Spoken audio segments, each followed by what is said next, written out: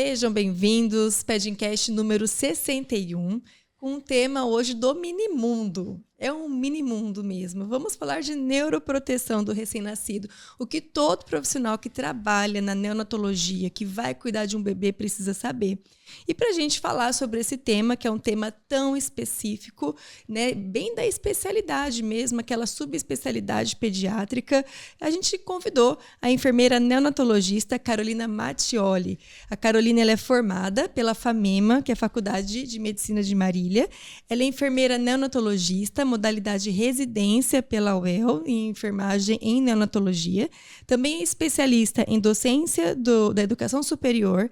Tem mestrado e doutorado em enfermagem, também pela UEL, e atuou como enfermeira nas unidades neonatais, depois da residência, por 4 anos. Atualmente, ela é docente também no departamento, tenho a honra de trabalhar com ela dentro do nosso departamento, além de outras universidades e também dentro da pós-graduação. E ela é pós-doutoranda, cujo tema dela é justamente esse, neuroproteção do recém-nascido. Seja muito bem-vinda, Carol. É um prazer ter você aqui. Prazer é meu, muito obrigada pelo convite de estar aqui hoje, né, falando desse tema tão importante. E a gente quer saber, né, porque a neonatologia, a gente sempre brinca, é bem específico, e é tão interessante que o povo fala, pediatria, parece que é tudo igual, né? Mas realmente é bem diversificado. E quando a gente fala de neuroproteção, o que isso significa para quem trabalha amplamente com a pediatria, às vezes não tem essa experiência com o bebê, falar neuroproteção, mas o que é exatamente isso? O que um profissional realmente precisa saber disso? A neuroproteção, pensando no âmbito da neonatologia, são cuidados que a gente tem que fazer, né, com esse feto e esse bebê pós o nascimento, para tentar proteger minimamente possíveis danos, né, que o cuidado que a gente preste a esse prematuro após o nascimento possa causar consequências no cérebro desse bebê. Então, quando a gente tem o nascimento de um bebê extremamente prematuro, né, ele termina, vamos dizer assim, esse desenvolvimento que teria que ter sido feito intraútero, ele tem que terminar no ambiente de uma UTI neonatal, né? Então, esse cuidado que a gente faz, ele tem que ser muito pensado, né, nas particularidades desse recém-nascido. Então, a assistência que a gente dá para a gestante antes do nascimento desse bebê, assistência à sala de parto, né, e principalmente do que a gente vai falar mais sobre aqui, né, hoje, sobre esse cuidado que a gente faz a esse prematuro na UTI neonatal. Porque isso vai repercutir depois na qualidade de vida desse bebê, né? Então, tem muitas crianças que com paralisia cerebral, com encefalopatia não evolutiva, né, que ficam internadas, hospitalizadas por muitos anos, que não vão para casa, ou que se vão para casa são totalmente dependentes, né? E muitos deles têm um histórico de ou nascerem prematuros ou de serem crianças que sofreram asfixia neonatal na sala de parto, que também envolve cuidado de neuroproteção, né?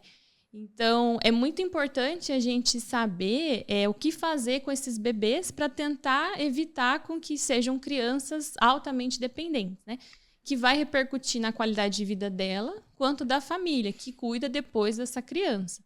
Então, o cuidado que a gente faz agora reflete muito na pediatria, né? Então, se a gente quer que esse prematuro sobreviva, ele também tem que sobreviver com qualidade.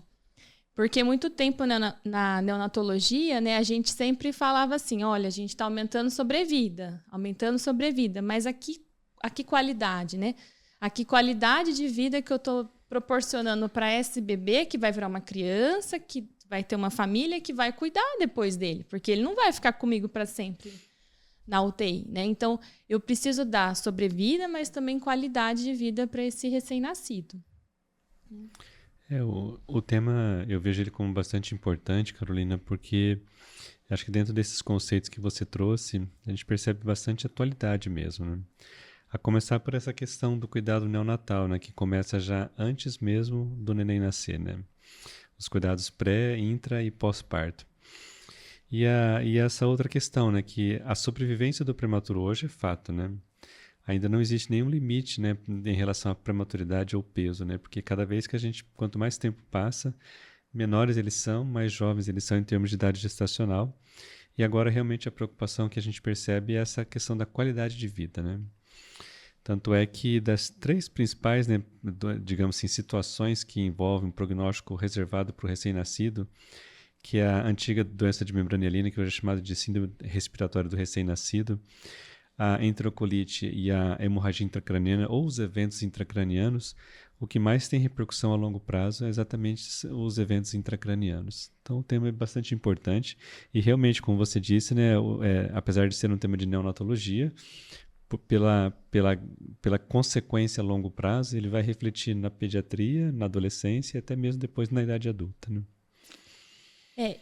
Assim, a gente observa, né, e também os estudos sempre trazem que os prematuros, eles estão sobrevivendo mais, né? Então, a gente tem um aumento da sobrevida desses bebês cada vez menores. Então, bebês de 22, 23 semanas, que antigamente, não há tanto tempo, assim, não se cogitavam, né, a sobrevivência deles, e agora eles sobrevivem, mas com que qualidade que a gente está proporcionando essa sobrevivência, né? Bebês de peso extremamente baixos, né? Então, talvez a gente vai ver o reflexo maior dessas 23 semanas, né? 24, 22, daqui a alguns anos, né? Porque E o Brasil está entre os 10 países que tem mais nascimentos prematuros. Então, o Brasil está lá no ranking, né? Então, a gente é um país que, infelizmente, tem muitos nascimentos prematuros e eles estão sobrevivendo cada vez mais com o avanço, né, tecnológico, o avanço da medicina, mas isso também traz consequências, né? E a gente vê muito isso na pediatria. Estamos lá com muita frequência e a grande parte das crianças que têm encefalopatia crônica não evolutiva que estão lá com a gente, inclusive já tivemos crianças que ficam 8 anos conosco, ou enfim, menos, mas que estão lá, viram moradores, né? Dependentes de alguma tecnologia. Seja na parte mesmo neurológica ou mesmo uma criança que tem uma pneumopatia muito grave. Então, realmente, o quanto é importante a gente compreender a sobrevida com qualidade. A gente não quer simplesmente a sobrevida hoje em dia, a gente quer com qualidade. E aí, pensando nessa vertente, existe uma faixa etária em que esses cuidados, né, essa faixa de idade gestacional, que eles são extremamente essenciais, né? Considerando as particularidades, porque uma coisa é o prematuro, mas dentro da prematuridade ainda tem as suas classificações, né? Os cuidados de neuroproteção, eles vão divergir em algumas questões, né? O primeiro ponto seria avaliar a idade gestacional desse bebê. Então, se é um prematuro menor de 28 semanas ou menor de 1.500 gramas, né, ele tem indicação para ficar no protocolo de cuidados essenciais que a gente fala. Não que os outros prematuros não precisem desses protocolos, mas esses bebês, eles são os mais críticos para fazerem parte desse protocolo de cuidados essenciais. Depois, também, a gente tem os prematuros acima de 35 semanas, que são aqueles prematuros que sofreram asfixia na sala de parto, que aí a gente faz o protocolo de hipotermia terapêutica. Mas falando sobre os prematuros menores, né? Então, os bebês menores de 28 semanas, a gente faz esse esse protocolo, de cuidados essenciais, que são cuidados voltados para tentar fazer com que o desenvolvimento cerebral desse prematuro seja tão semelhante quanto ele tivesse intraútero, né? Porque o ambiente externo influencia muito nesse desenvolvimento cerebral. Então, o ambiente da UTI, ele interfere muito negativamente nessa maturação neurológica.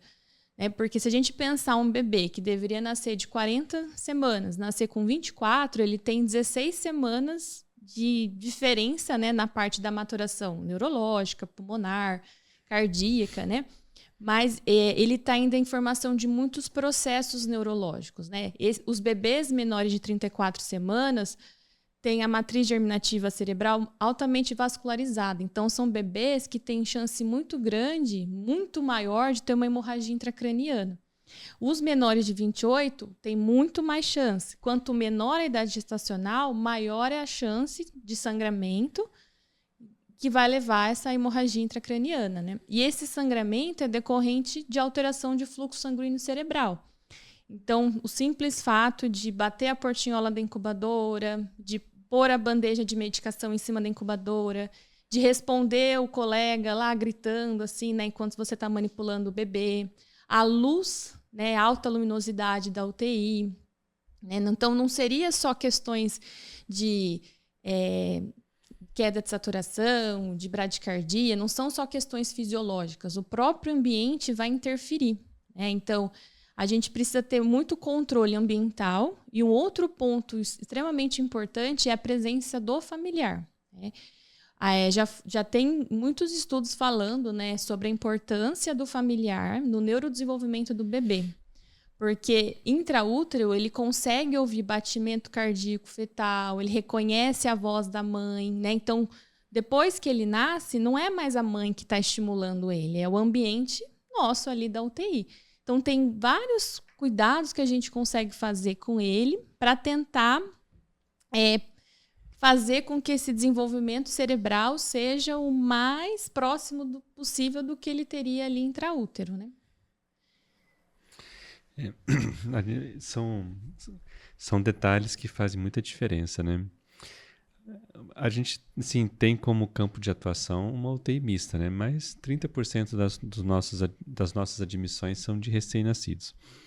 E vez ou outra a gente tem esses bebês pequenos mesmo, né? Abaixo de 1.500 gramas e até raramente abaixo de 1.000 gramas. E o quanto que realmente todos esses cuidados, eles acabam interferindo realmente, principalmente na questão da hemorragia intracraniana. Hoje existe preocupação até no transporte dessas crianças, né? Inclusive pelos transportadores mesmo, pelo próprio SAMU aéreo, que tenha todo um cuidado diferenciado para esse recém-nascido. Exatamente por isso, né? Porque a chance de sangramento ela é muito maior conforme é menor a idade gestacional. Porque existe muita fragilidade capilar, né? Então, até alterações assim, de osmolaridade, de glicemia, de aporte de oxigênio, por menor que seja, podem levar a sangramento.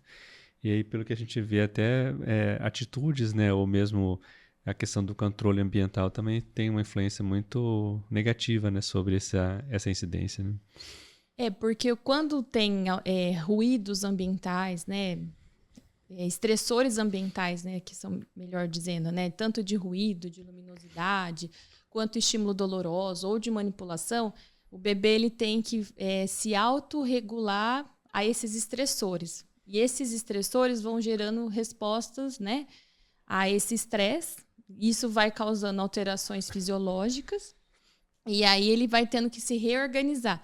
Nessa reorganização dele comportamental, a esses estímulos estressores, isso vai dificultando, inclusive, ele a ganhar peso, porque ele gasta energia, então ele ganha menos peso. Então, além de provocar hemorragia intracraniana, isso também dificulta no ganho de peso desses bebês, porque ele gasta energia para se reorganizar, para poder controlar aquele estímulo.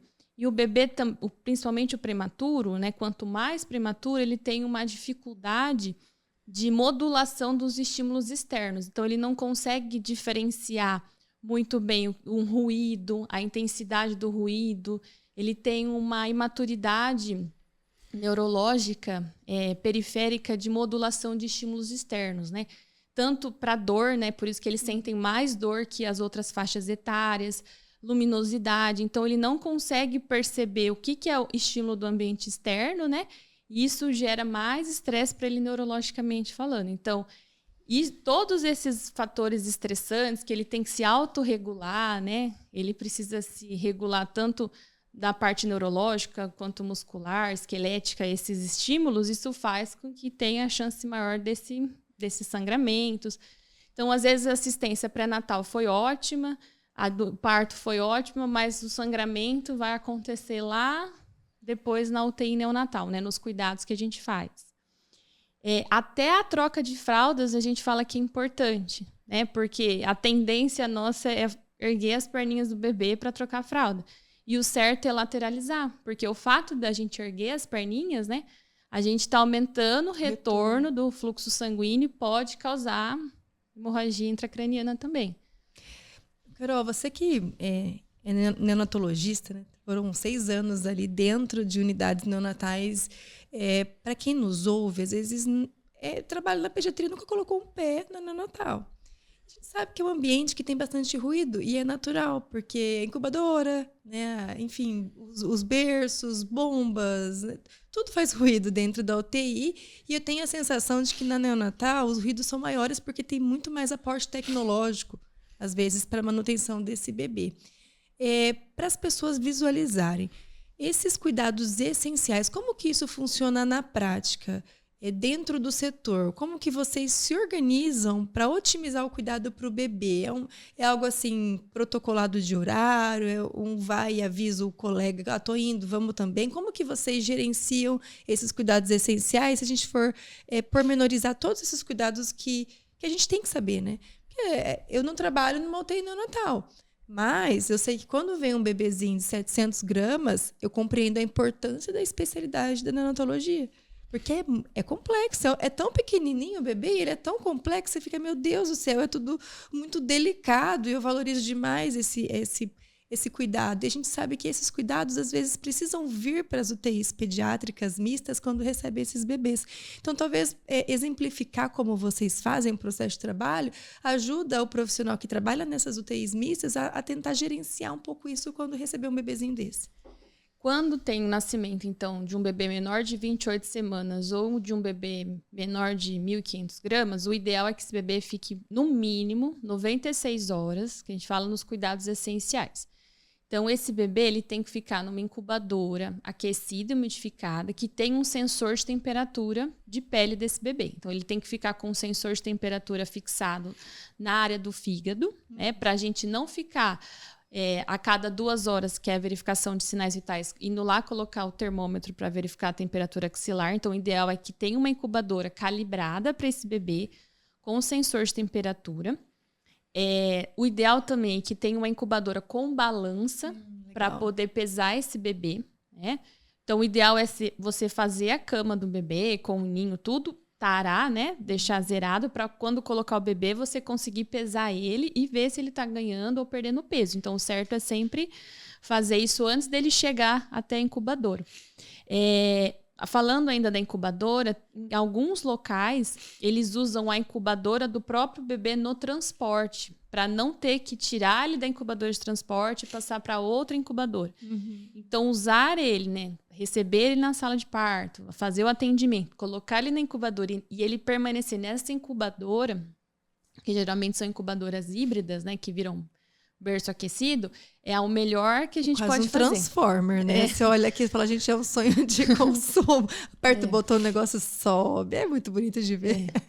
E o ideal é ele ser recepcionado depois nessa incubadora e permanecer nela, para não ter essa troca, né? Então, os sinais a gente verifica a cada 2 horas esse bebê, só que não toca, né? Então, a temperatura já está no sensor de pele, ele está com o oxímetro contínuo, então você consegue verificar frequência cardíaca, saturação, né? A PA a gente não precisa verificar a cada 2 horas, a não ser que ele esteja hemodinamicamente instável, né? Então, assim, esses cuidados de verificar a PA a cada 6 horas, a fralda a gente troca uma vez a cada 6 horas, né? Nessas primeiras 96 principalmente. E ainda a fraldinha aberta, né? Um hábito que vocês deixam a fraldinha aberta, justamente para também ter os cuidados com a pele, né? Tudo isso que envolve, né? Os cuidados com a pele também envolvem os cuidados de neuroproteção, né? Então, você cuidar da pele do bebê também é uma das diretrizes dos cuidados de neuroproteção que a literatura também traz, porque aí você evita infecção, evita dor, evita desconforto desse bebê, né? Então, a gente deixa a fralda aberta e faz essa troca sempre lateralizando. O outro cuidado importante é sempre verificar se o bebê está com dor, né? E dentre essas 96, e medicá-lo para dor, tanto medidas farmacológicas quanto não farmacológicas do alívio dessa dor. Um outro ponto importante também é que a gente sempre coloca em cima da incubadora uma capa escura, né? Que é para ficar mais escuro para esse bebê. E a luz da UTI neonatal ela tem que ter controle de intensidade, né? Não pode ser totalmente sem luz e totalmente super claro. Então, o ideal é sempre que a gente consiga ajustar a intensidade dessa luz, né? Para que a gente não precise acender ela super mais potente, né? Na hora de manusear esse bebê. E um outro cuidado importante que a gente tem também de neuroproteção é sempre conversar com o bebê antes de manipulá-lo. Então, sempre num tom suave, conversar com ele, explicar o que ele vai fazer. Se os pais estiverem ali, melhor ainda se for a voz da mãe ou a voz do pai. né? Então, esses cuidados a gente sempre tem que seguir eles rigorosamente. Controle de temperatura, de saturação, os exames que forem ser coletados. Realmente tem necessidade de coletar nessas primeiras 96 horas? Ou tem necessidade de fazer exame de imagem realmente nessas 96 horas? Não dá para esperar depois que esse bebê está um pouquinho maior para fazer um ecocardio, um ultrassom transfontanela. Ou não, realmente é necessário. Então, a gente tem que pensar muito. É necessário eu tocar nesse bebê? Né? A que ponto que essa minha manipulação ela é extremamente necessária? Ou esse exame que precisa ser coletado? Trocar roupa de cama, não troca. É aquela coisa, pingou uma coisinha ali, né? A gente já quer trocar tudo. Não é assim que funciona mais. Brincou uma gotinha ali, tem que trocar. Não pesa esse bebê não toma banho, né? Ele não pode tomar banho. Importante falar, né? Não é que a gente é contra banho, não é isso, mas principalmente nessas situações, né? O primeiro banho desses bebês é com 15 dias de vida, geralmente, né? Então, assim, eles não precisam tomar banho, né? É um pano, né? né? Com água. Água estéreo ainda. É. Então, assim... estéreo. A gente é um país... O barrinho estéreo. A gente é um país que culturalmente, né? A gente gosta de banho, né? E cama limpa, né? E cama impecável. Então, assim, às vezes a gente tem que dar umas brigadas lá com a equipe, né? E o ninho, para ele, é extremamente importante, né? Que dentro do ninho a gente consegue posicionar ele, manter a cabeça e o corpo alinhado. Quando a gente deixa ele posicionado fletido, né? Os membros fletidos, isso ajuda tanto no auxílio do desenvolvimento neurológico, muscular e ósseo, né? E também a sensação de proteção. Então, ajuda no ganho de peso, reduz os estressores, né? Então, o ninho, uma cama macia, né? Um colchão mais macio para esse bebê é extremamente importante. E toda vez que for tocar o bebê, né? A gente tem que lembrar de aquecer as mãos e os dispositivos. Porque a gente lava, principalmente no inverno agora, né? A gente vai lavar a mão, higienizar. E aí a gente vai e encosta no bebê com a mão extremamente fria. Isso é um estressor muito grande para ele e ele perde temperatura, né? Então, aquece a mão, aquece o diafragma do estetoscópio, tudo que for entrar em contato com ele. Vai trocar a cama, ele está na cama quente, aí você põe ele numa cama fria, né? Então, esses cuidados com os objetos que entram em contato com ele também é importante. O ninho, ele é tão importante, não é simplesmente uma caminha bonitinha, né? Ele tem toda uma funcionalidade de organização desse bebê. A gente percebe um bebê que está num ninho, às vezes fino, duro, né, mal posicionado. Coitado, ele entra em desespero ali, ou ele fica escorregando, ele fica mal posicionado. Flete o pescoço, vai ficar desconfortável na parte ventilatória. Em compensação, quando é aquele ninho que realmente abraça, né?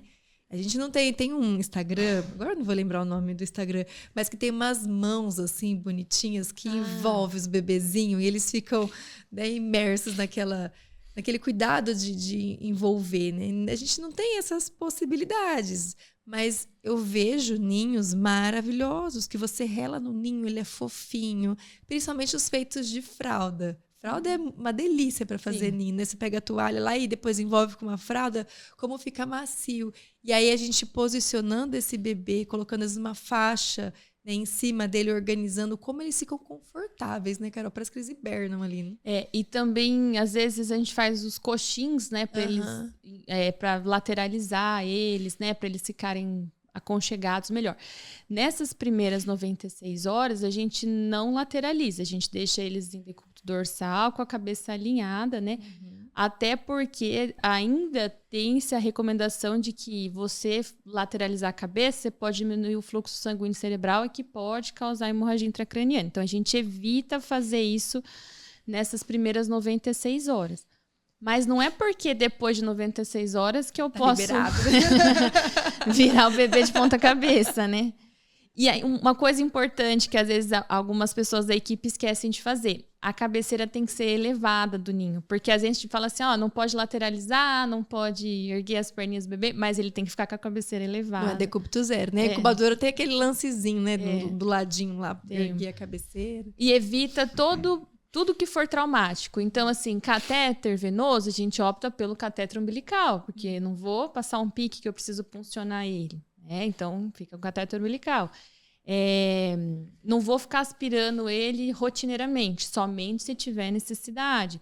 Coleta de exames, se tiver um catéter umbilical arterial, é o padrão ouro. É delícia, né? Então, assim, a gente tenta evitar todo e qualquer procedimento doloroso. E essa manipulação, ela tem que ser agrupada, né? Então, assim, a gente... isso que eu quero saber, como que vocês fazem isso na prática ali?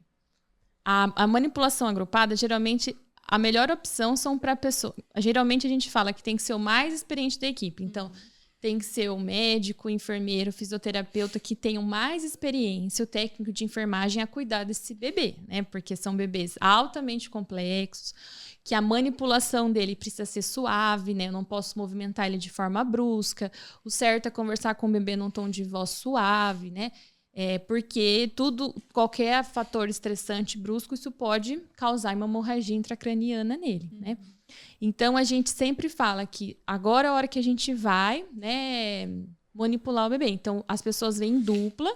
Então, assim, eu, por exemplo, no caso, quando eu já vou examinar, já verifico os sinais, já troco e pronto, ninguém vai tocar mais nesse bebê. Então, eu não preciso aí o técnico vem para verificar sinais, aí o outro vem. Então, assim, olha, a gente vai manipular. Então, a gente vai em conjunto e manipula, né? Então, assim, a gente tenta também evitar ao máximo. É realmente necessário a gente acordar esse bebê agora? Nesses protocolos, a gente pede que ele fique em intervalos mínimos de 60 minutos sem ser tocado, para poder respeitar o tempo de sono do bebê. O bebê, ele tem que dormir de 17 a 22 horas por dia. Então, ele passa a maior parte do tempo dormindo. E 80% do sono dele tem que ser o sono profundo. Para ele chegar nesse sono profundo, ele tem que dormir 30 minutos no sono leve, mais 20 em sono profundo para ele completar um ciclo de sono. Então, por isso que eu não posso manipular ele agora, e daqui 30 minutos vira outra pessoa, ou daqui 20 vira outra. Tem que ficar, no mínimo, 1 hora sem tocar nele. Isso não só para os prematuros extremos.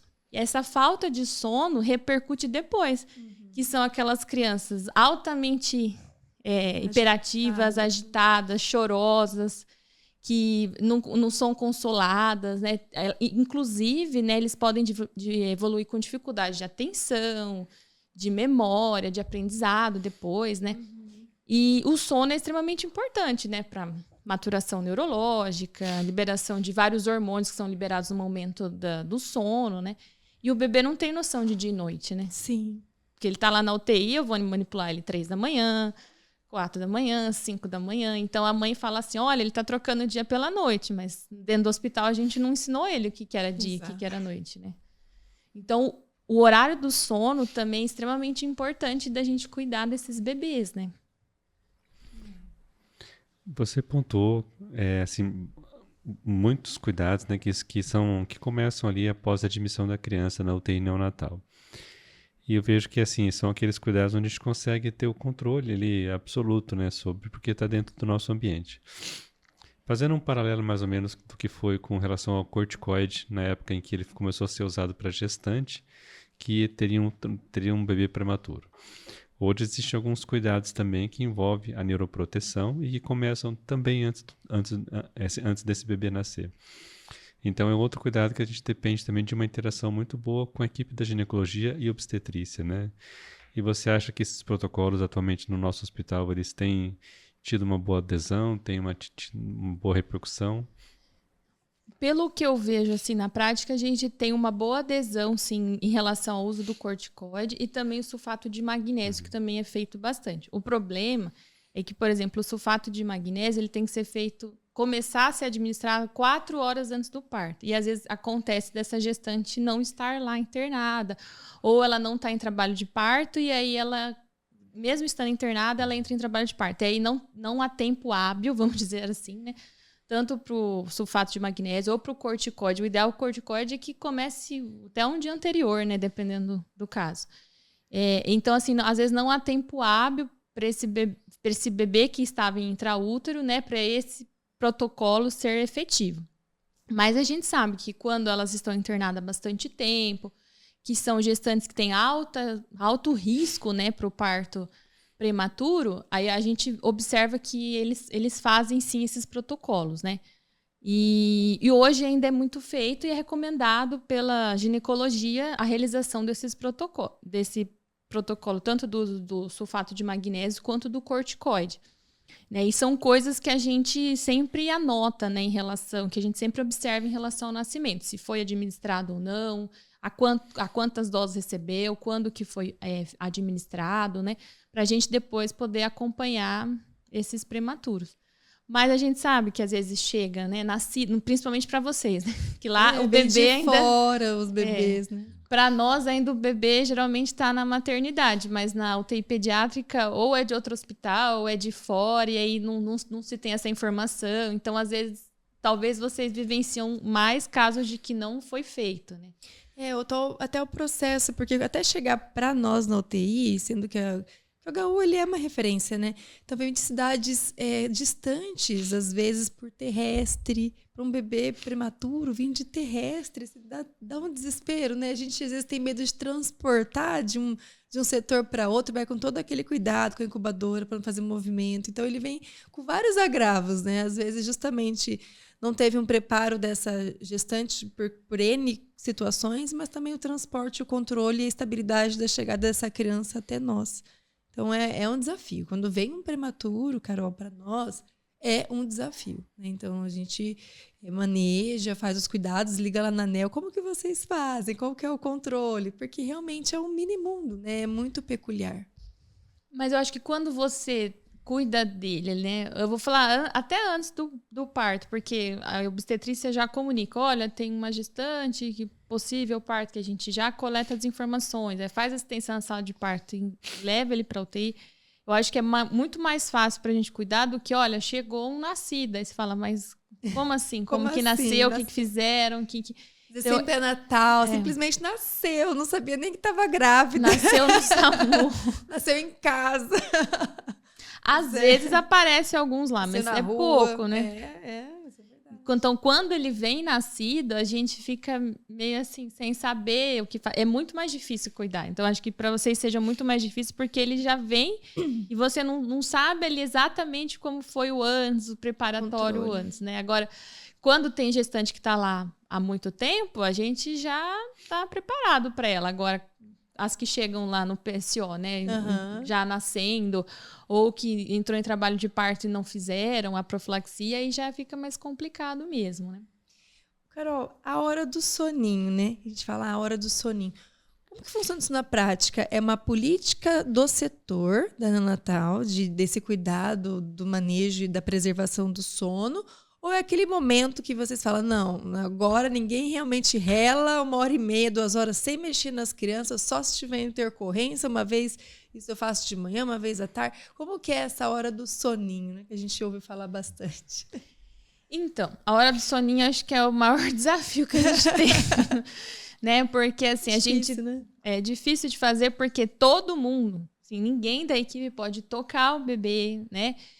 A gente tem que controlar o ruído, a luminosidade. Então, a gente abaixa as luzes, a gente evita fazer barulho, né?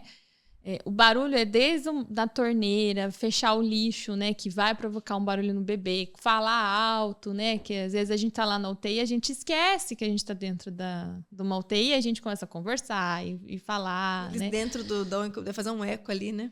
Então, assim, o ideal é, né? A gente tem uma proposta que a gente luta para tentar fazer, os bebês ficarem sem ser manipulados num período da manhã, num período da tarde e num período da noite de 2 horas. Então, ó, de tal hora a tal hora, ninguém vai tocar nos bebês.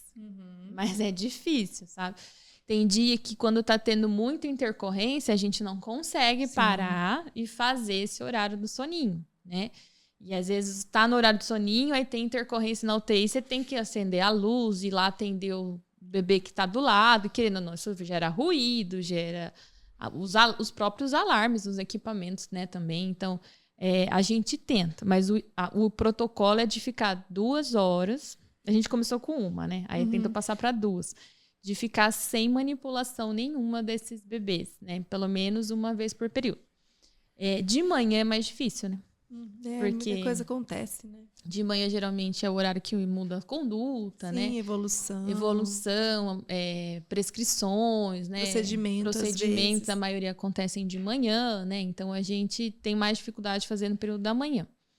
A gente tenta fazer à tarde também, né? À tarde é mais tranquilo para fazer e à noite, mas é um desafio, não é fácil, né? E também conscientizar todo mundo, né? Que aí você conscientiza uma, aí depois troca a equipe, aí a outra equipe é menos, né? Então é complicado. E tem também aqueles aparelhos para controle de ruído, que eu acho tão legal. Eu não vou lembrar o nome agora. Mas é em formato de orelha, assim, né? E ele vai mudando a cor, vai ficando tá vermelha porque o ruído tá muito alto. Isso é muito legal para alertar a equipe quando os decibéis estão muito alterados, né? É bem interessante. E assim, tem vários artigos que mediram decibéis, sabe? De bater a incubadora, de o ruído do alarme. Uhum. E todos eles extrapolam muito, sabe? Cada um desses alarmes, né? Então, assim, o fato da gente falar, tocar o telefone. Uhum. Então, assim, dentro da incubadora, às vezes a gente vê que tá conversando, o bebê tá... Os reflexos dele estão exacerbados, né? Então, assim... tem muitos estudos que medem os decibéis e também a quantidade de manipulação. Então, eles contam quantas vezes os bebês são manipulados. Então, eu vou lá trocar a fralda. Aí eu esqueci, né? Aí eu falei, esqueci uma gás. Aí eu vou lá pegar gás, aí eu termino de fazer o cuidado dele. Então, uma coisa que a gente tem que ter é planejamento do que eu vou fazer. Então, eu vou chegar lá, eu vou... trocar ele, fazer cuidado de higiene, então você já faz tudo. Não é para você sair fechada, daqui 5 minutos você voltar, porque é uma nova manipulação. E essa manipulação também, não adianta assim, eu falar, vamos fazer todo mundo junto. Aí você fica meia hora contínua lá manipulando ele. Não dá, né? Porque às vezes acontece isso. Aí vem aí eu falo, você quer aproveitar aqui? Aí vem, aí vai. Aí o bebê fica muito tempo sendo manipulado. Então, por isso que a gente fala que o ideal é serem, né, os profissionais mais capacitados, porque aí ele tem mais habilidade. Mais agilidade, né? Em manipular esse bebê, né? E mais delicadeza também. Então, na neonatologia, a gente tem que ser delicado, né? Você não vai movimentar o bebê de forma brusca. Você vai lateralizar ele, você tem que ter... Você não precisa de várias pessoas para lateralizar, diferente do adulto, de uma criança maior. Mas você precisa ter cuidado nessa manipulação, né? E dentro desses bebês que você acompanha, que assim, na verdade não é só a hemorragia intracraniana, né, que pode levar a um comprometimento neurológico. Você mesmo citou no início a asfixia perinatal, né? Isso tudo que a gente está falando é naquelas complicações a curto prazo, né? Sem contar que ainda em relação à prematuridade tem a leucoencefalomalácia que vai aparecer em termos de imagem até um pouco mais tarde. Mas assim... pensando em resultados, digamos assim, né? Ou com a nossa população, ou que é conhecido na literatura, esses cuidados eles têm uma repercussão maior para o prematuro em função do risco de sangramento ou para o bebê a termo que tem o risco da asfixia perinatal? Não, esses cuidados eles são para os prematuros, né, que têm o risco de sangramento. Os bebês que têm 35 semanas ou mais, aí entra no protocolo da hipotermia terapêutica.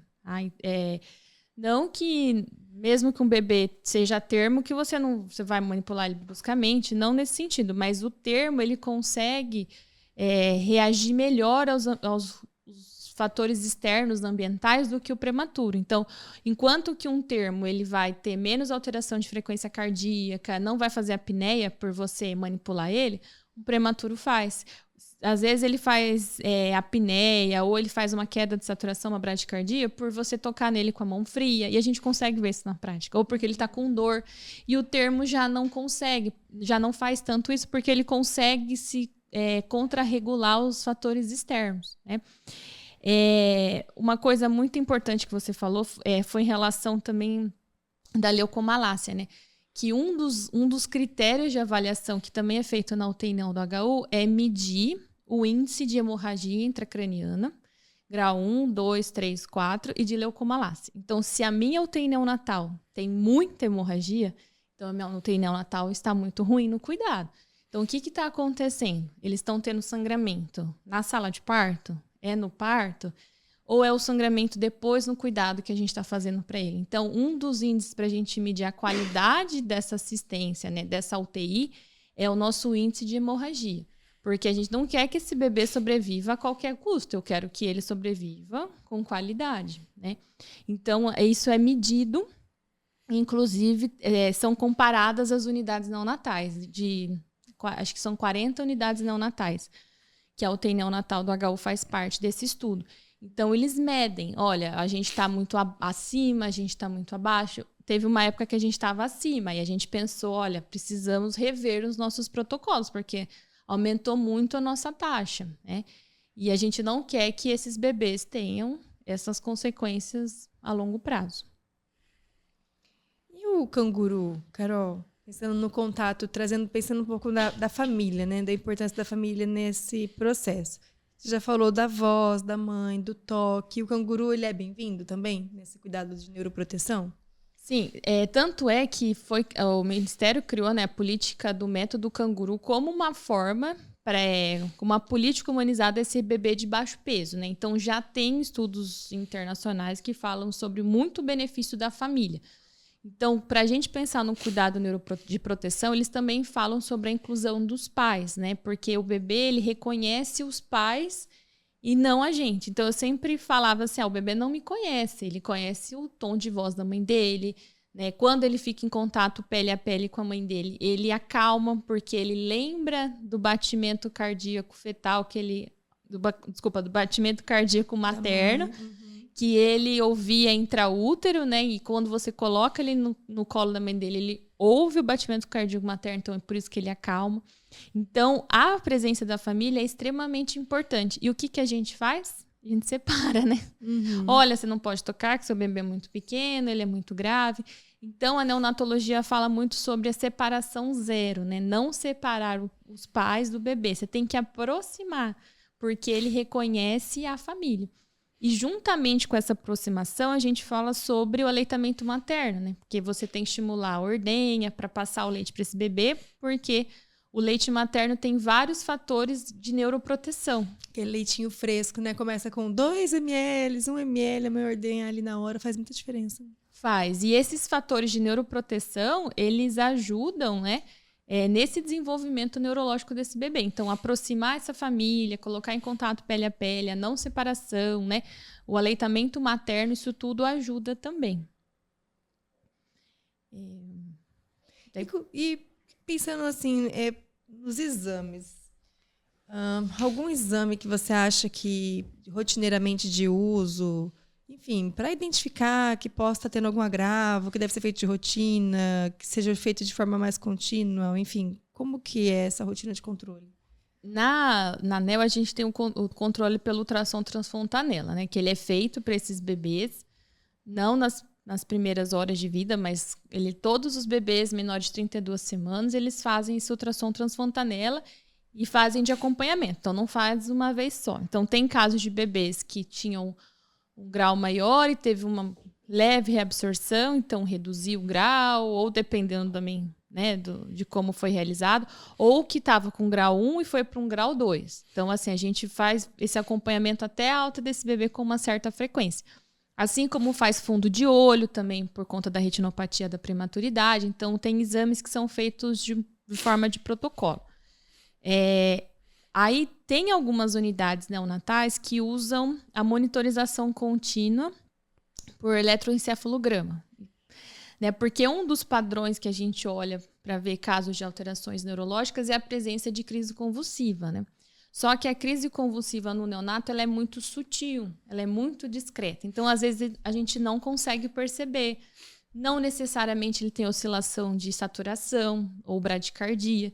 Então, às vezes, eu não consigo identificar se ele realmente está tendo uma crise convulsiva só clinicamente, né, observando o bebê, ou às vezes a gente fica na dúvida, porque já aconteceu bastante. Será que ele está convulsionando mesmo ou será que não está? Verdade. Então, algumas unidades, algumas UTIs neonatais, elas monitoram os bebês por eletroencefalograma contínuo. Então, fica o monitor do eletroencefalograma nesse bebê continuamente. Então, se tem alteração, identifica precocemente a crise convulsiva. Porque ou eu vou não identificar a crise convulsiva, ou eu vou medicar esse bebê excessivamente. Ele não está convulsionando e eu estou achando que é crise convulsiva. Então, a gente tem os dois lados. Então, esse eles falam que é a UTI de neuroproteção mesmo, porque você consegue ver, acompanhar, né, continuamente essas ondas cerebrais para ver se ele realmente está convulsionando ou não. Porque às vezes a gente não percebe, ou você está no outro paciente do lado, ou a gente fica na dúvida, você não sabe se é tremor dele mesmo, ou se é distúrbio eletrolítico, né, que ele pode ter tremores. Então, tem algumas UTIs que utilizam. Inclusive aqui no Brasil, em São Paulo, no Canadá, eles também utilizam em algumas unidades neonatais, principalmente para esses prematuros extremos, né? Há muitos anos atrás, quando começava a investigar um pouco mais a hemorragia intracraniana, dava essa impressão que a gente estava num local muito privilegiado, que a gente quase não tinha casos de hemorragia intracraniana. Mas daí houve a preocupação de fazer isso mais precoce. E aí, quando começou a fazer mais precoce, aumentou realmente a incidência, né? Então, é bem dentro disso que você falou, né?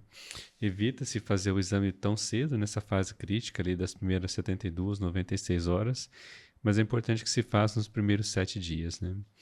A literatura recomenda muito o ultrassom na primeira semana e depois dos 30 dias. Mas existe mesmo essa particularidade, né? Daquele que já sangrou, que teve algum agravo, de não esperar 30 dias para fazer outro, né? Vai fazendo seriado para acompanhar a evolução. Assim como a gente acaba fazendo também a medida do perímetro cefálico, uma vez que uma das principais complicações é a hidrocefalia obstrutiva, né? O perímetro cefálico também é um cuidado que às vezes passa despercebido, né? Mas que é muito importante a gente fazer essa medição, né? E também... E o nivelamento da técnica de verificar o perímetro cefálico. Porque a equipe realmente tem que saber o ponto certo de fazer essa verificação. Porque 1 centímetro a mais ou menos para um bebê faz muita diferença. E vocês já devem ter observado que às vezes o bebê prematuro ele fica com a cabeça deformada, de ficar deitado. Essa deformação na cabeça, ela também causa repercussão neurológica, não é só estética.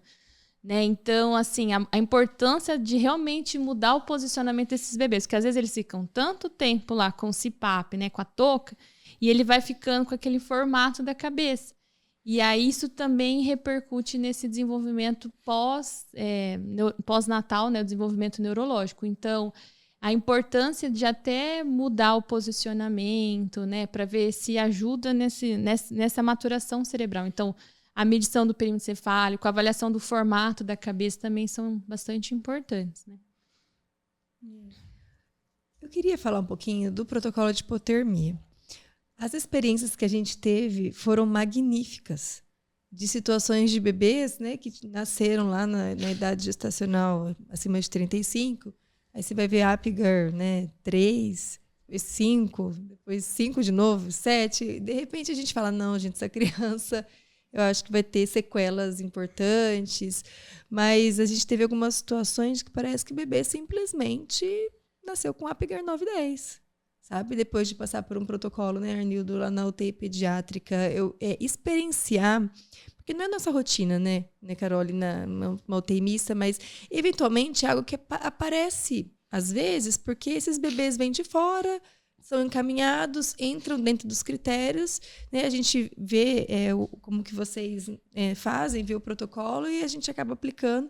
E realmente os resultados, assim, pelo menos o que a gente viu, experienciou ali, foram incríveis para a criança. O protocolo da hipotermia terapêutica, ele a literatura traz como benéfico acima de 35 semanas. Então, se ele for menor de 35 semanas... não vale a pena você realizar esse protocolo, né? Aí, tem que ser logo também, né? Preferencialmente. Preferencialmente nas primeiras 6 horas de vida. Porque na asfixia, o bebê ele vai ter uma morte celular por necrose, né? A neuronal por necrose. Aí ele passa por um período de latência de 6 horas. Depois desse período de latência, ele tem a morte neuronal por apoptose, né? Então, o protocolo da hipotermia terapêutica é justamente nesse período de latência das primeiras 6 horas no máximo, né? Para você evitar que o bebê faça morte celular neuronal por apoptose, que é essa tardia, que é isso que vai levar às maiores complicações desse recém-nascido, né? Porque ele nasceu asfixiado, ele teve morte neuronal, né, por necrose, você reperfundiu ele, você levou fluxo sanguíneo, oxigenação para ele, então ele fica 6 horas latente para depois ter apoptose, né? Então, se você começar tardiamente, ele já vai começar tendo essa morte cerebral por apoptose. Então, o primeiro ponto identificou na sala de parto, aí geralmente já coleta a gasometria do cordão, do bebê, para fazer a comparação, coleta outros exames, eletrólitos, e observar a clínica, né? Tem bebê que na sala de parto já começa a ter crise convulsiva. Você acabou de levar na UTI neonatal, ele está convulsionando. E aí você vê ele clinicamente, avalia os exames, é um bebê que você tem que inserir ele no protocolo nessas primeiras 6 horas de vida, né? O ideal também é sempre conversar com os pais sobre esse protocolo de hipotermia. Às vezes não dá tempo, né? Às vezes o ideal é sempre conversar, explicar como que ele vai funcionar. Porque imagina para o pai e para a mãe lá encostar no bebê e ele tá gelado, né? Então a gente precisa explicar o porquê ele não pode ser aquecido. E ele fica 72 horas a 33,5. Então e a bradicardia vem junto, né? Então, várias vezes eu vejo lá as ornidavam, vamos colocar uma nora agora aí para compensar, porque tem que manter gelado. A criança ficou bradicárdica, né? Hipotermia é uma causa de parada, então a gente tem que cuidar também desse contrabalanço, né? Fica bradicárdico, hipotenso, dificulta a perfusão, a respiração, né? Então, assim, não necessariamente ele precisa estar entubado, mas a maioria eu vejo que precisa estar entubado porque você diminui muito o metabolismo cerebral e corporal, né? Então, o bebê, ele fica mais debilitado mesmo. E é difícil esfriar e reaquecer, né? É o time, né? Nossa, tem que ir devagarzinho. Não, é o reaquecimento, então. Ai, meu Deus. Tem que ter termômetro esofágico, gente. Tem que ter termômetro esofágico. E assim, ao contrário do que às vezes algumas pessoas podem imaginar, é muito difícil reaquecer lento, né? Porque você começa a tirar ou o colchão térmico frio ou o gelox que a gente usa para esfriar. Ele tem que aquecer meio grau por hora, né? Então, se ele estava 33,5, para chegar a 36,5, são 6 horas, né? Para ele aquecer 3 graus. E geralmente é mais rápido, então a gente tem que ficar controlando, né? Os sinais vitais dele nesse resfriamento e no reaquecimento é a cada 15, depois a cada 30 minutos. Então, você tem que... uma pessoa só para esse bebê. Só para esse bebê. Isso é importante ressaltar, né? Porque para resfriar ele, você também tem que resfriar devagar, né? E o termômetro esofagiano, ele ajuda muito, né? Ajuda muito. E fora que quando ele tá hipotérmico, ele tem muito mais chance de fazer lesão de pele, isquemia, né? Então, às vezes, a gente tem que também ter cuidado com isso, né?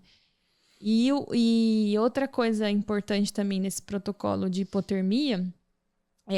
às vezes a gente tem dificuldade, né, de posicionamento, por exemplo, dos oxímetros, né, que não funcionam direito. Verdade. Às vezes ele tá com uma temperatura de 33,5 à tarde, aí começa a chegar à noite, ele vai caindo, né? Ou de dia começa a aquecer o ambiente da UTI, ele começa a subir. Então a gente tem que ficar nesse tempo ali controlando, né? No máximo 34, no mínimo 33. E é muito difícil. É muito difícil conseguir manter, né? E ele fica ali 72 horas. Só que se ele não estiver bem, ele pode ser interrompido esse protocolo, né? E aí, depois que ele reaqueceu, que a gente vai ver se realmente funcionou, se não. Eu já tive experiências positivas que funcionaram e experiências que não funcionaram. Que o bebê ficou muito instável, que também precisou interromper antes de 72 horas, que ele ficou piorando muito, aí não deu para manter. Mas que também é muito... E pra gente também é muito estranho, né? Você tocar um bebê ali muito gelado, né? É muito ruim, né? Mas acho bem importante falar desse assunto, né? Porque, assim, se a gente for pensar, é um tratamento até de relativo baixo custo, né? Mas ainda existe muita dificuldade de se reconhecer a indicação. Então, a gente percebe que, por vezes, assim, tem uma tendência de que existe a indicação, mas não sei se é porque esquece, se é porque realmente não tem o costume de fazer, né? Nós até gostaríamos de fazer hipotermia terapêutica para outras situações, né? Por exemplo, no trauma de crânio, mas que por enquanto ainda não tem uma indicação formal. Agora que a literatura, os trabalhos começam a resgatar um pouco isso, mas até então, diferente do adulto, né, para a criança, a situação que mais se encaixa no benefício da hipotermia terapêutica é o recém-nascido asfixiado. Então é importante ter esse feeling mesmo, né, de saber se ele preenche aqueles critérios. Não são critérios tão rigorosos, né? Às vezes ele não preencheu todos, mas a gente percebe que ele teve uma asfixia importante de ter essa flexibilidade. E realmente, né, no espaço de 1 ano e meio, mais ou menos, nós tivemos 2 crianças. Um deles está completando 1 ano e meio nesse mês. E realmente, assim, o resultado foi surpreendente. Eles vieram da maternidade municipal, os 2, e com sinais clínicos de asfixia perinatal importante, com Apgar 1, 3 e 3, assim, asfixia bem importante, acidose metabólica, mas a longo prazo, olhando eles hoje, nem parece que foram crianças asfixiadas, né? A hipotermia terapêutica, eu acho que é uma forma da gente tentar, né, proteger aquele bebê que não era para ter consequências neurológicas, né? Que eu acho que dói na gente, né? Aquele bebê fofinho, assim, que você fala, não, tinha que estar no colo da mãe, quentinho, né? Eu acho que o prematuro, a gente consegue compreender mais fisiologicamente, né? As consequências que ele consegue ter, mas esse da hipotermia terapêutica, geralmente a maioria são termos mesmo, né? Que asfixiam no momento do parto e que a gente tenta ali a qualquer custo tentar deixar ele com uma qualidade de vida, né? Tentar reparar essas possíveis consequências que foram decorrentes ali do nascimento, né? Porque o prematuro, ele tem uma alteração fisiológica dele. Agora, esses bebês de 35 para mais, ele já tem maturação neurológica melhor, ele está fisiologicamente mais preparado. Então, acho que é por isso que a gente fala que dói mais na gente. Dói de ver. Né? Dói para a família demais, né? Também. Porque a gente tem que conversar, explicar o que aconteceu, né? Abordar essa família, porque teoricamente era para o bebê ter nascido bem e não, né? Porque do prematuro a família já está ali meio que preparada, né? Que é muito pequeno agora esse bebê não. Então eu acho que é mais complicado ali. Ele demanda muito também cuidado, né? E para o médico intensivista, mais ainda, porque ele tem que ter um olhar ali muito rápido para falar, olha, esse bebê tem que entrar no protocolo. Porque se passar ali das 6 horas, o efeito benéfico dele diminui, né? Até o time do transporte, né? Que nem da maternidade municipal. Para nós tem que ser logo, né? Não pode ficar demorando. Né? Ele precisa ser feito rapidamente. Então, é o médico pediatra que estava lá na sala de parto que tem que falar, olha, pro SAMU, preciso urgentemente que esse bebê vá. Então, esses profissionais, eles precisam ter esse olhar muito rápido, né? Voltado para isso, né? Aí a importância também do médico pediatra ser neonatologista na sala de parto. É, né? Verdade. Porque isso faz diferença na assistência para esses bebês nesses primeiros momentos ali, né? Mas é bem interessante. Eu tive poucas experiências com protocolo de hipotermia, mas eu achei bem interessante, porque acho que um caso particularmente marcou bastante, acho que é esse que você comentou, né, Ernesto? Gente, incrível. A gente falava para a mãe, parece que foi um milagre, assim, sabe? Da criança realmente, sabe? Apgar 1, você fala, chegou super mal, realmente. E foi o time, é o que você falou, é um funcionário para essa criança. Não adianta querer dar 2, porque você perde o time do bebê.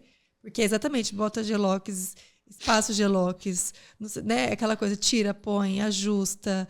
E é isso, ó, começou a cair a pressão, começou a fazer bradicardia, vamos entrar com droga, aumenta a droga, diminui a droga, né? Então, tem todo esse time, é a delicadeza, né, do processo, do feeling, de você não perder o time das coisas. Né? E aí, novamente, a gente fala que tem que ser o profissional, um capacitado, né? Então, você precisa ter o técnico, o enfermeiro, o fisioterapeuta, o médico, que conheçam esse protocolo, que sejam habilitados, né? Exato. Então, assim, acho que a nossa maior dificuldade a nossa equipe é preparada para atender tanto o prematuro em extremo, quanto o asfixiado para hipotermia, porque esses bebês, eles demandam muito da gente. A gente tem que ficar ali o tempo todo. Aí baixa droga, diminui droga, coloca droga, troca o soro. Esses bebês da hipotermia terapêutica, muitas vezes, eles ficam com dieta parenteral, né? Então, assim, você tem que ficar controlando, né? É tudo que você controla. Às vezes eles ficam com cateterismo vesical de demora, que aí você também tem que controlar débito urinário, porque eles estão hipotérmicos. Então, você tem que pensar em várias Tudo, coisas. Né? É bem a delicadeza do olhar, não é? É a delicadeza. Acho que quem escolhe a área, né, pediatria, principalmente neonatologia, é a delicadeza do olhar. E do manejo, né? E do time. É tudo um conjunto. Né?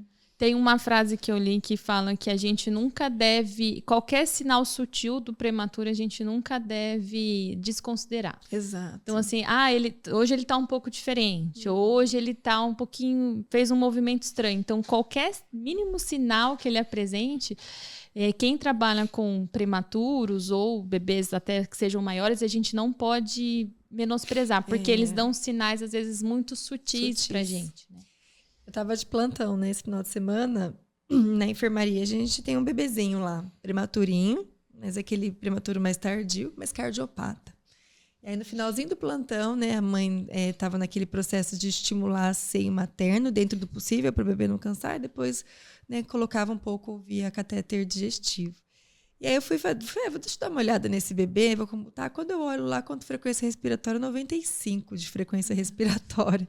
Superficial, fúrcula, aquela coisa, né, aquela boquinha mais acinzentada, é aquela coisa, amanhã, mas é o padrão dele. Eu falei, não, isso aí não é o padrão esperado, né? Por mais que ele possa estar mais cansado, ter uma frequência maior, mas quase sente frequência respiratória, retração de fúrcula, mais sonolentinho. Eu falei, não, isso não é normal.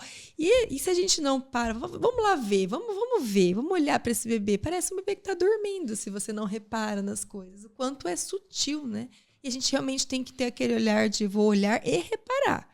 Que se você não olhar e falar, estou olhando para o pezinho, eu sempre falo, tá, olha o pé, você pode enxergar um pé, ai, que bonitinho, fofinho, pequenininho, né, quero uma foto com o pezinho, ou você pode enxergar, a perfusão tá ruim, tá um pé demasiado, né, então você consegue perceber, mas se você não tiver o olhar sensível para captar, na neonatologia passa despercebido algumas coisas, né? Passa. E também o prematuro é muito sonolento, né? Então, assim, às vezes ele não chora, que ele tá com dor, que ele tá desconfortável, que ele tá com frio, que ele piorou, né? Às vezes eles melhoram muito rápido e pioram muito rápido. É incrível. Então, assim, de manhã ele tava bem. Aí, de repente, às vezes à tarde ele vai a óbito, ou o abdômen distendeu, de repente. Uma enterocolite do nada. Fez uma enterocolite do nada. Deu um peritônio, socorro, né?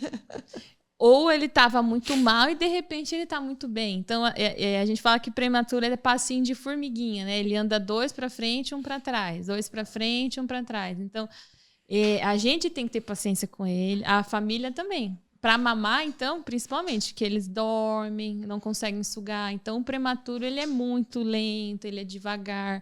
E eles pioram rapidamente ou melhoram, né? Então, assim, a gente entende que é um processo lento, devagar, né? Então não é uma tarefa fácil, né? E a gente tem que estar sempre atento, né?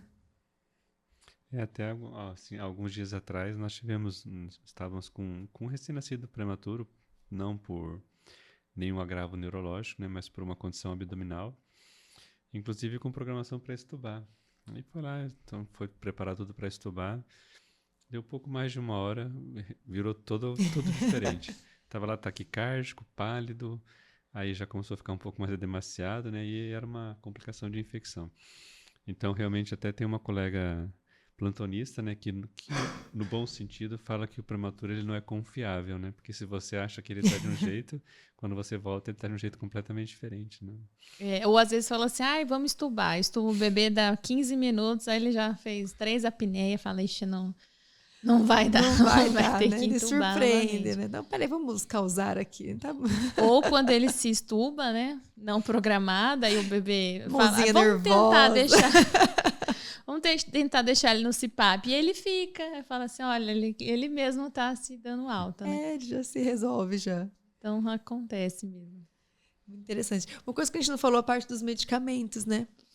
Convulsionou, medicou, o que mais se usa, né? Como que é isso na parte de gerenciamento terapêutico? De primeira escolha, né? Acaba utilizando o fenobarbital e aí faz uma dose de ataque, depois é feito dose de manutenção desse fenobarbital para esse bebê. Caso ele esteja passando por uma crise convulsiva muito intensa, né, que não se resolva com fenobarbital, aí é usada a fenitoína. Dificilmente é feito diazepam, tá? Geralmente é feito o fenobarbital ou a fenitoína, mas eles ficam com o fenobarbital EV, depois passa para via oral, muitos vão embora com o fenobarbital, mas tenta controlar ali com o fenobarbital ou a fenitoína mesmo. Agora, medicamento para neuroproteção geralmente faz no bebê intraútero, né? Que geralmente é o sulfato de magnésio mesmo. Mas ainda não se sabe exatamente, né, os seus efeitos ali. Então, vai envolver mais a parte ali de cuidados, os exames de imagem, né? Tanto ultrassom quanto ressonância, tomografia. O eletroencefalograma também é um outro tipo de exame que também vai ajudar nessa questão diferencial. E aí, quando tem casos que tem junto, né, a hidrocefalia, aí o bebê vai precisar da derivação peritoneal, que também acontece, né? Ou também a gente usa bastante a subgaleal lá na NEL, que aí precisa funcionar, né? Geralmente a externa não é muito utilizada, só mais em casos assim de meningite mais grave. Mas aí são bebês que vão para outras complicações, né? Que às vezes ele também cresce, às vezes a válvula vai obstruir, então aí vão gerando outras consequências. Cada, né? O sulfato de magnésio é uma das medicações mais misteriosas que existe, né? Porque tanto para neuroproteção quanto na criança asmática, ele tem mecanismos que são comprovados, que na prática, na teoria, mas que sempre caem nessa questão, né? Que ainda por um mecanismo não tão bem esclarecido, né? E foi importante você ter citado essa questão dos anticonvulsivantes mesmo, porque difere um pouco da criança fora do período neonatal, né? Onde o diazepam entra com medicação de primeira linha. Então, para o recém-nascido, de fato, né, também na nossa unidade, a gente tem usado o fenobarbital, né, esgotando a dose de ataque, e se não der certo, a fenitoína como uma segunda medicação, né? E se tiver que usar algum benzodiazepínico, a preferência é o midazolam, mas aí já pensando em estado epilético refratário, né? Onde vai ser de uso contínuo. O que mudou recentemente, né, em termos de recomendação, foi para usar sim a fenitoína durante o período de internação, mas tentar sempre não mandar para casa com a fenitoína, porque a longo prazo ela pode interferir na mielinização, né? E é uma idade tão nobre para isso, né? Até os 4 anos a criança vai lá adquirindo mielina, então a gente só tem evitado de mandar para casa. Mas na prática da UTI pediátrica também é essa mesma sequência, né, do fenobarbital seguido da fenitoína. Tem alguns bebês que têm tantas crises convulsivas que às vezes faz fenobarbital, por exemplo, à tarde e de madrugada fenitoína, sabe? A cada 12 horas faz um tipo, né? Mas geralmente tenta manter só com fenobarbital. A fenitoína é só para casos assim mais complexos e às vezes eles ficam com os dois, aí intervalando ali um agora ou daqui 12 horas o outro, né? Então, às vezes acontece. E aí, geralmente, embora mesmo é só com fenobarbital e oral, né? Carol, vou puxar a sardinha pro meu lado como enfermeira agora. Enfermeiro caiu na UTI neonatal lá. Assim, ai, socorro, né? Tem muita gente que fala isso, meu Deus, socorro, porque nem todo mundo que vai trabalhar nessas áreas são pessoas que escolheram. Muitas vezes a vida, o que você mais teme, às vezes a sensação que dá é para onde a gente vai, né? Mas que dica que você dá para esses enfermeiros que às vezes não são enfermeiros neonatologistas, mas são enfermeiros pediatras gerais ou enfermeiros, enfim, generalistas, mas que vai lidar com isso, falar assim, olha, esse cuidado de neuroproteção é nosso. A gente tem que pensar assim, eu sei que tudo é muito da equipe como um todo, mas o enfermeiro ele gerencia muitos processos de trabalho, né? Gerenciamento do setor como um todo. Que dica que você dá de por onde começar para que ele ajude, né, nesse processo de neuroproteção desses bebês? Eu acho que o enfermeiro tem que ter uma boa conversa, tanto com a equipe de técnicos, auxiliares ou os outros enfermeiros que trabalham com ele, com a equipe médica de fisioterapia, para todo mundo fazer o mesmo, né? Porque às vezes a gente está fazendo, manipulando ele minimamente, tendo todo um cuidado, aí vem um outro profissional e perde tudo aquilo que a gente fez. Então, eu acho que um ponto importante é que todo mundo consiga chegar num consenso. Olha, é o horário que a gente vai começar a manipular e tal, a gente vai manipular agrupados, né? Não todo mundo ao mesmo tempo, falando alto, com a luz todas acesas, fazendo um monte de ruídos, mas assim, quem que a gente vai manipular primeiro, qual o momento de manipulação. Terminamos de manipular agora, então qual que é o próximo horário? Então a gente precisa ter uma equipe que fale em conjunto, porque senão a gente não consegue fazer. É mais ou menos a ideia do cuidado paliativo. Não adianta eu querer fazer e o meu outro colega profissional não. Ou pode ser o outro enfermeiro do outro horário também. Eu faço no meu horário e no outro horário ninguém segue. Então, acho que um ponto que a gente tem que fazer é ele ser esse mediador. Agora, você falando, eu lembrei de quando eu estava na NEL, que eu colocava uma placa assim, não me incomode, e colava na incubadora, que não era momento de acordar aquele bebê. Então, assim, esses bebês, eles não podem coletar líquor nessas primeiras 96 horas, eles não podem ser manipulados. Então, não adianta eu fazer e o meu outro colega ir lá querer aspirar ou fazer outra coisa. Então, primeiro ponto que a gente tem que fazer, eu acho que é conversar com essa equipe e sensibilizar, né? Porque assim, eu quero que ele viva, eu quero, mas com que qualidade, né? Porque a gente vê muitas crianças que não estão tendo qualidade, ou que cresçam tudo, mas que têm dificuldade na escola. O autismo está muito associado também à prematuridade, déficit de atenção. Então, a gente vê que depois esses prematuros, eles têm muita dificuldade no desenvolvimento social e escolar. Porque os prematuros, quando eu fui residente, já estão todos com 7, 8 anos. Já está acompanhando eles, né? E às vezes eles vão no ambulatório, né, de acompanhamento lá do HU. E aí a gente vê que eles têm dificuldade, às vezes, no aprendizado, na fala, no acompanhamento escolar, eles são mais lentos. Alguns tiveram diagnóstico de autismo. Né? Então, assim, isso também é um outro olhar que a gente tem que ter para ele. Não é só, não que seja pouco, né, ter a paralisia cerebral, mas que pode ter outras repercussões sociais. Então, acho que ele tem que conversar muito com essa equipe para ter a falar assim, todo mundo vai se ajudar, todo mundo vai falar a mesma língua e ter essa sensibilização. Senão eu não consigo eu ir lá, manipular todo o bebê, e aí vem uma outra pessoa, aí pingou uma gotinha, troca toda a cama e quer pesar. Mas eu preciso saber o peso. Não, mas esse bebê foi pesado quando ele nasceu, não dá para pesar ele hoje. Lógico que o desenvolvimento tecnológico também ajuda. Se você tiver uma incubadora que pese, que tenha sensor de temperatura, se você tiver uma monitorização eletroencefalográfica, né? Se você tiver monitores cardíacos que você consiga colocar, se você tiver o recurso tecnológico, ele ajuda muito. Delicado, né? Que seja específico para esses bebês, né? Os oxímetros sejam específicos para o neonato, que tem alguns descartáveis que eles causam menos lesões do que o não descartável, né?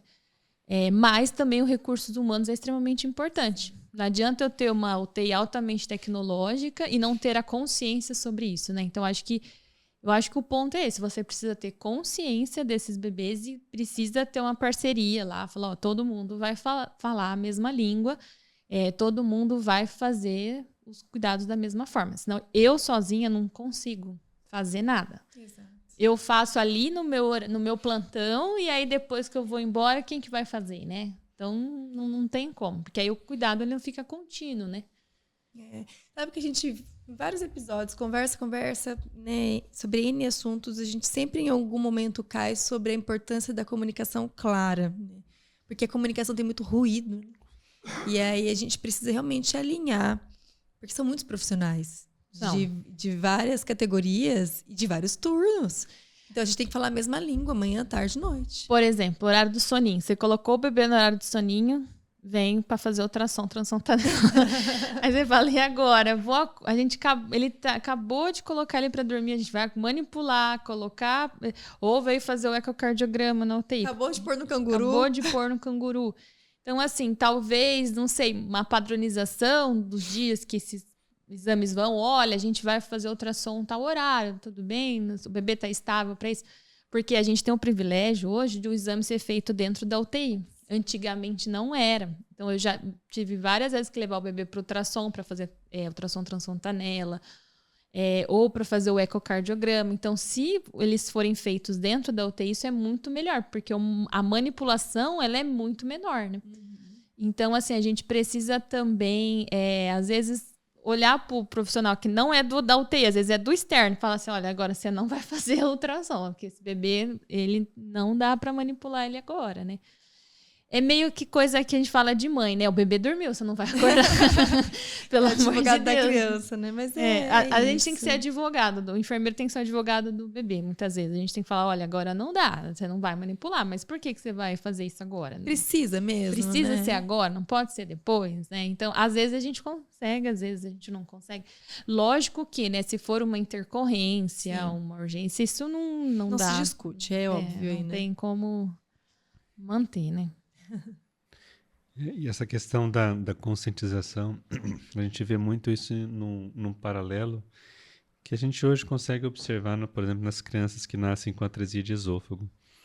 O nosso protocolo assistencial está completando 5 anos.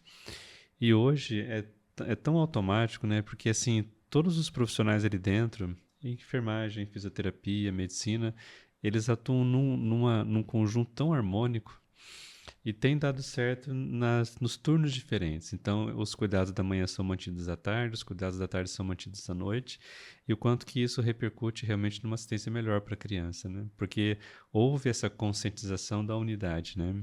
Demorou um pouco, né? Não por má vontade, mas por falta de hábito mesmo, né? Mas a gente consegue perceber que essa sensibilização ela traz uma diferença muito grande no resultado, né? Traz. Eu acho que essa sensibilização ela precisa ser feita mais vezes, né? Porque às vezes a gente tem muita troca de equipe. Sim.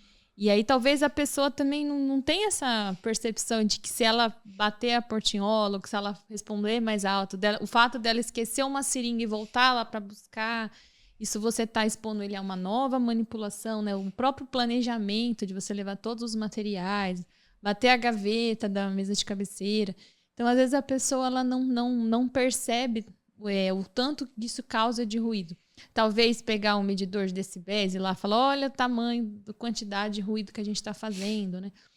O fato de colocar a capa em cima da incubadora, tampar os olhos do bebê, falar com a criança. Então, tudo isso é uma forma, parece tão simples, né? Mas que isso interfere nesse ambiente externo que causa repercussão para ele pós, né? Porque a gente não dá para saber em que momento que esse bebê teve essa hemorragia. Se foi lá no parto, se foi aqui comigo no meu turno, no meu outro horário. Então, por isso que a gente fala que é um medidor de qualidade, né? Se eu tô com um índice muito alto, significa que a minha UTI não está fazendo um cuidado de qualidade. Então, a gente precisa olhar o que a gente está fazendo e rever. Olha, como que a gente faz para a redução? Por exemplo, o prematuro extremo não é para ter acesso em jugular, né? Às vezes acontece, porque a jugular manipula muito ele. Então, a chance de ter uma hemorragia é extremamente alta. A gente opta pelas pernas, pelos braços. É o retorno, né? Venoso. Então, o retorno venoso. Né? Então, assim, o bebê uma hora está hipotérmico, uma hora está hipertérmico, sabe? Então, isso tudo... Saiu das 96 horas, é aquilo que a gente falou. Eu não posso... virar o bebê. Agora pode, né? Tudo, né? A gente tem que ter esse cuidado ainda muito voltado para ele, né? O cuidado é prolongado, né? Principalmente os extremos. É muito tempo. É uma jornada aí de 2, 3 meses, né? De cuidado, que vão se flexibilizando conforme o bebê vai crescendo, mas que é muito delicado ainda assim. Uhum. Muito bem. Carol, amei. Eu amei e tenho certeza que muitas das pessoas que estão nos ouvindo também adorou, porque o recém-nascido é um tema, né, que intriga muitos ouvintes do Pedincast. E eles pedem, traz mais temas de neonatal. E esse tema particularmente, realmente você pontuou cuidados, que é para uma equipe, é uma filosofia assistencial. Não é um cuidado específico só entre aspas, né, da neuroproteção, mas é uma filosofia do cuidado em prol da qualidade da sobrevida do prematuro e outras situações que não afligem apenas o prematuro ali, mas que é extremamente esclarecedor. Quem nos ouve, talvez, vai assistir um bebê, trabalho no pronto-socorro, não trabalho em UTI, né? Mas no pronto-socorro vai chegar um prematurinho lá, você já acende um alerta, sabe de todos esses cuidados, você já vai olhar com um olhar diferenciado. Porque muitas vezes a gente não aprende na faculdade. A regra é não aprender na faculdade, porque a faculdade ensina o básico, né? A gente vivencia isso nas nossas universidades. Então, a gente ensina ali o bebê termo, algumas particularidades do prematuro, mas não nessa profundidade. Essa profundidade é para quem realmente está trabalhando com essa especialidade, para quem realmente se formou e trabalha mesmo dentro da neonatologia. Eu acho que o desafio é porque, assim, não é basicamente uma medicação, um exame que aí você vai... É uma mudança de comportamento. Comportamento, isso mesmo. E isso é para todo mundo. Então, é a mudança que a gente vai manipular, tocar a frequência, a quantidade. Então, é muito mais fácil é igual quando a gente tem algum problema de saúde, né? É mais fácil você tomar um medicamento do que você mudar a conduta, a rotina, hábito de vida, né? E esses profissionais, eles precisam mudar os hábitos, né? Ou tem pessoas que trabalham há muito tempo que falam, mas eu sempre trabalhei assim. Aí você tem mais dificuldade também para mudar. Então, eu acho que o desafio mesmo é mudança de comportamento, né? Dentro da unidade. É a síndrome de Gabriela. Eu vi isso uma vez. Eu nasci assim, eu cresci assim, né? Não, a gente pode mudar, né? Como que fala? A teoria, os trabalhos mudam constantemente. Então, a gente também tem que mudar e se adaptar, né? Em prol dos serizinhos que estão ali aos nossos cuidados. É muita responsabilidade. Eu falo que todo plantão que eu vou rezando. Falando, Deus... protege essas crianças, que se eu tiver que encontrar alguma coisa que eu perceba rapidamente, sabe? Eu sempre vou fazendo uma oração pedindo para Deus realmente iluminar para que as coisas aconteçam da forma como tem que acontecer. Porque a gente que trabalha sabe que é uma caixinha de surpresa, né? Quando a gente bota o pé no plantão, muita coisa pode acontecer. Muita. Nunca diga que um plantão é tranquilo até você sair de lá. É verdade. Não é? Mas é isso, e eu agradeço imensamente você ter aceito. Eu vou pedir, encarecidamente, curtam, né, Carol? Tem que curtir, porque são métricas. Olha o tanto de informação a enfermeira intensivista neonatologista trouxe para vocês que ouvem um Pedcast gratuitamente. Ela poderia estar cobrando por este conhecimento. Ela não está cobrando, está aqui. Então, curtam o episódio, compartilhem com aquele enfermeiro que quer cuidar mais, né, do bebezinho, quer conhecer um pouquinho mais, graduandos de enfermagem, de medicina, de fisioterapia. Isso aqui é uma preciosidade para vocês que não estão vendo isso aí na graduação. E também lá no Spotify, gente, além de nos seguir, obviamente, segue a gente também, mas no Spotify, avaliem o Spotify, porque são métricas importantes para que esse Pedcast consiga chegar em outros locais, né? Já chegamos em muitos locais, mas a gente quer chegar em mais com informações de qualidade como essa. Obrigada, viu, Carol, pelo seu tempo, pelo seu conhecimento, pela sua disponibilidade. E eu já falo publicamente que é um prazer trabalhar com você. Você foi um presente que chegou para a nossa área e tem sido muito bom aprender com você todos os dias. Obrigada. Eu que agradeço pelo convite. Para mim também é muito bom trabalhar com você. Eu aprendo muito de pediatria intensiva também. A gente se complementa, né? Falava lá, vai você lá, agora sou eu. Então é muito bom também trabalhar com você, dividir o conhecimento, né? E eu acho que a gente tem que realmente pensar, né? Aqui, que qualidade de vida a gente está dando para esses nossos pacientes, né? Qualidade de vida que a gente está fazendo com eles, né? Eu quero que eles sobrevivam, mas com qualidade, né? Então, assim, e também sempre lembrar, né? O bebê não conhece a gente, ele conhece o pai e a mãe, né? Então, o quanto que é importante também ter essa família junto com ele nesse processo, porque a nossa tendência é afastar os pais. E esse não é o momento de afastar, é de trazer eles, de estimular aleitamento e rever o nosso cuidado, né? Mas muito obrigada, viu? Obrigada, viu? Obrigado.